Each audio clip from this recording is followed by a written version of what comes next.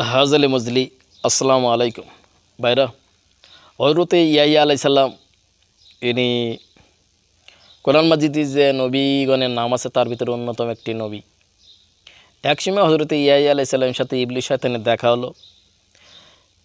ইবলিস শয়তানের হাতে একটা দড়ি দেখতে পেলেন।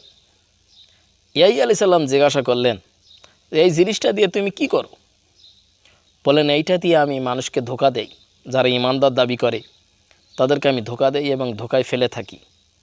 ইয়াহিয়া আলাইহিস সালাম বললেন, তুমি কি আমাকে কখনো ধোঁকা দিতে পেরেছো?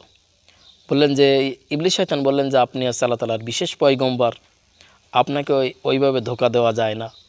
তবে হ্যাঁ, এক সময় আপনাকে আমি ধোঁকা দেওয়ার চেষ্টা করেছি।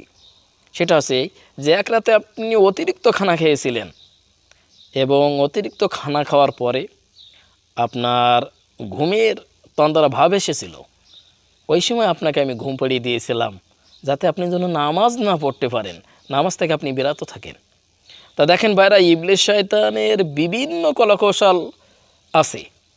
যখনই আপনি বলবেন যে আমি ইমানদার, তখনই ইবলিস শয়তান আপনার পাশ লাগবে, তাছাড়া কখনো আপনার পাশ লাগবে না। খারাপ মানুষের পাশে ইবলিস শয়তান যায় না, কারণ সে বলে এই খারাপ লোক তো আমার দলের লোক, তাকে ধোঁকা দেওয়া এটা আমার পক্ষে সম্ভব না, কারণ সে তো আমার দলের লোক, অযথা কেন সময় নষ্ট করব। যে আল্লাহকে ভালোবাসে তার পিছে চলো। অতএব যে ইমানদার দাবি করবে, ইবলিস শয়তান তাকে ধোঁকা দেয়। কিন্তু ভাই, আপনি যদি অন্তর থেকে আল্লাহ তাআলাকে ভালোবাসেন, তাহলে অবশ্যই ইবলিস শয়তান আপনাকে কিছু করতে পারবে না। ক্ষণিকের জন্য হয়তো আপনাকে ধোঁকা দিবে, আপনাকে কষ্ট দিবে, কিন্তু আল্লাহ তাআলা আপনাকে রহম করবে।